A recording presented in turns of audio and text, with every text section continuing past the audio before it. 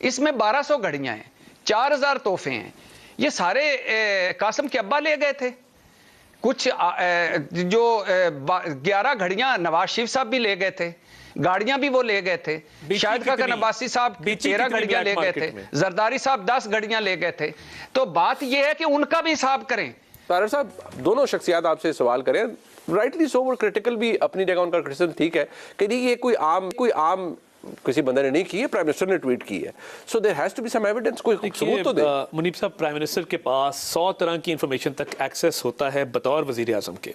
100 तरह की एजेंसी है, 100 तरह की लॉ इन्फोर्समेंट उनके पास एजेंसीज है जो उनको रिपोर्ट करती हैं, जो रिपोर्टें फराहम करती हैं। अगर हम भी जलसे में जाके कागज़ लहराना शुरू कर दें तो देखिए ये जेब नहीं देता।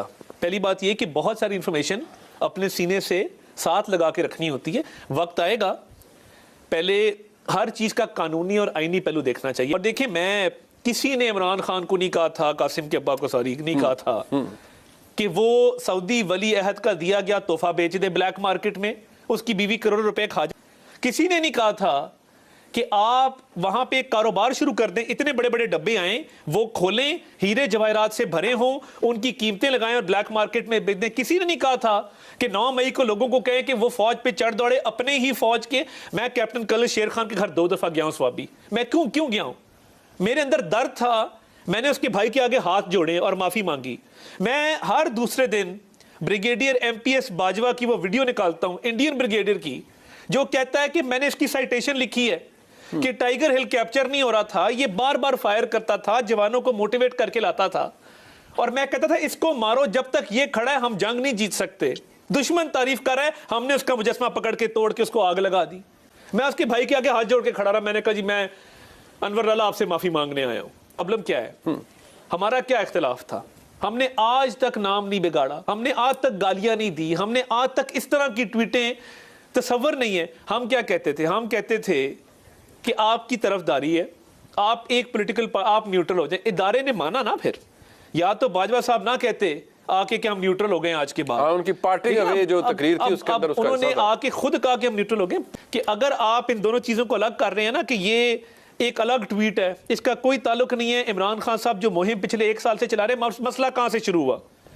मसला वहां से शुरू हुआ कि जब कहा गया कि आपकी जो ऑनरेबल बेगम साहिबा हैं वो ये कारोबार करती हैं, और ये फरा गोगी साहब हैं ये वो कारोबार करती हैं। वो दिन और आज का दिन वो एक कल्ट है। आपको ये बात समझना होगी कि बाकायदा फाल निकाले जाते हैं, शाम को दम का सर्कल होता है, सर्कल में बैठते हैं, कौन सा केस कहां जाना है, क्या करना है।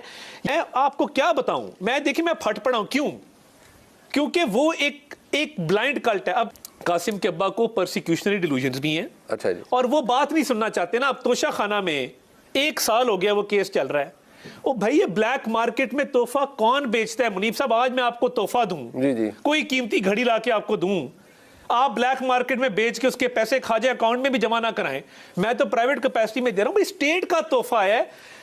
ये कैसी हरकत है? ये एक ऐसी हरकत है जिसका जवाब नहीं दिया जा सकता। एक बात है ना, इस सारे मामले के नीचे कासिम के अब्बा ये कह रहे हैं माजरत के साथ, वो क्या होता है ना कि वो जैसे पंजाबी में कहते नहीं कि फलाने की आप सियासी तौर पर उसकी मंजी ठोक रहे हैं या उसको खत्म कर रहे हैं, आप इस सारे चक्कर में PTI को खत्म कर रहे हैं। और ये भी एक बहाना है जिस चक्कर में खत्म कर रहे हैं। ये बहुत बड़ा केस है। वो कहते हैं पूरी रियासत ये कर रही है। इंटरनल पॉलिटिक्स को समझे। जितने इलेक्टेबल्स थे जिन्होंने कई दहाइयों पे, परवेज खटक साहब हैं फॉर एग्जाम्पल, वो कहते थे कि इसको घेरा हुआ है 3-4 नॉन इलेक्टेबल्स ने, जिनका हलकों से कोई ताल्लुक नहीं, मुल्क से कोई ताल्लुक नहीं है। शिदात अकबर आज कहां पे है?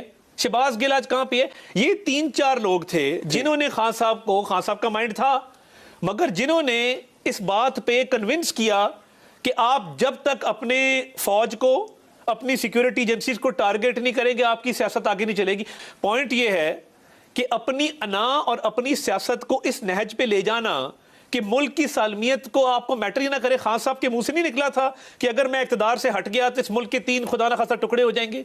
ये किसने कहा था? उन्होंने कहा मैं ये ज्यादा खतरनाक हो जाऊंगा। बट सवाल ये है कि आप अगर उसको एक सियासी पर्सपेक्टिव से देखें तारर साहब, हमने तो उस दौर में मिसाक मईशत की बात की थी जिस दौर में हमारे से बात कोई नहीं करता था, जेलों में डाल रहे थे। कश्मीर पे हमने बात की। बट अब क्या लेजिटिमेसी होगी? वो कह रहे हैं मेरी जमात फारिग कर दी है, लोगों को आपने तोड़वा दिया है, भगा दिया है। क्या बताएं ना या तो हो ना 1997 से जो कारकुन थे वो मुतहरक थे, आइडियोलॉजिकली इमरान खान से मोहब्बत करते थे, फवाद चौधरी साहब, फिरदौस आशिक अवान साहिबा, शाह महमूद कुरैशी साहब, कभी पार्टी तब्दील नहीं की थी इन लोगों ने।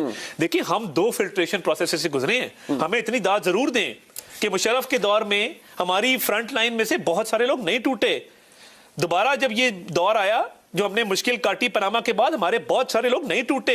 ये जो इस दफा मतलब अब मैं क्या कहूं जो फेरा गया है सब कुछ, वो इसकी इंटेंसिटी बड़ी ज्यादा है। कोई फेरा नहीं जाता भाईजान।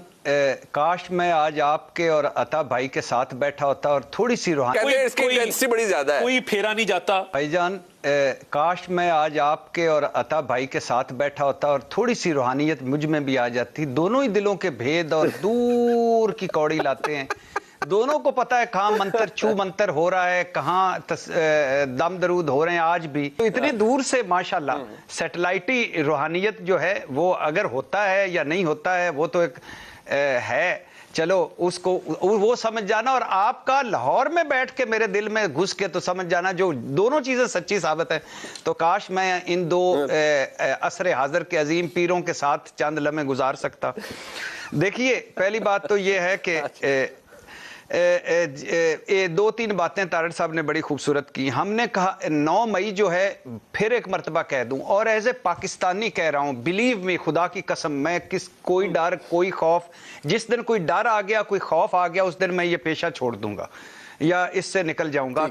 9 मई को जस्टिफाई नहीं किया जा सकता। अब वजीर आजम, बड़ा हसास मामला है, तारड़ साहब ने कहा है, तो हसास मामले में वजीर आजम ने को क्या ट्वीट करके कोई उनको क्या ज़हनी तसल्ली मिली थी, तस्कीन मिली थी? अगर इतना ही सेंसिटिव मामला था तो चंद लम्हे, चंद घंटे, चंद दिन रुक जाते।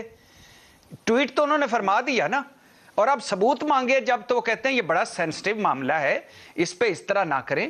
भाई क्यों ना करें? मुझे कैसे पता चला? वजीर आजम पाकिस्तान से पता चला। वजीर आजम पाकिस्तान को कैसे पता चला वो बताएं और हम हमारे सामने रखें, पहली बात।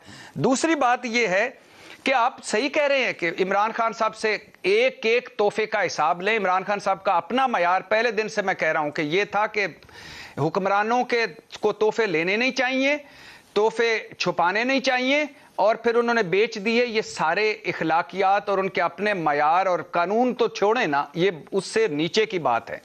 लेकिन भाईजान मुझे आप अपना क्यों नहीं भूल जाते? तारड़ साहब लाहौर में होते हैं और काबीना को इस्लामाबाद में जूम पर तोशा खाना के ये स्पेशलिस्ट हैं। ये जो 20 साल रिकॉर्ड से हुआ है 446 सफ़ात का, इसमें 1200 घड़ियां हैं, 4000 तोहफे हैं। ये सारे कासिम के अब्बा ले गए थे। कुछ जो 11 घड़ियां नवाज शरीफ साहब भी ले गए थे, गाड़ियां भी वो ले गए थे। शाहिद खान अब्बासी साहब 13 घड़ियां ले गए थे, जरदारी साहब 10 घड़ियां ले गए थे। तो बात यह है कि उनका भी हिसाब करें।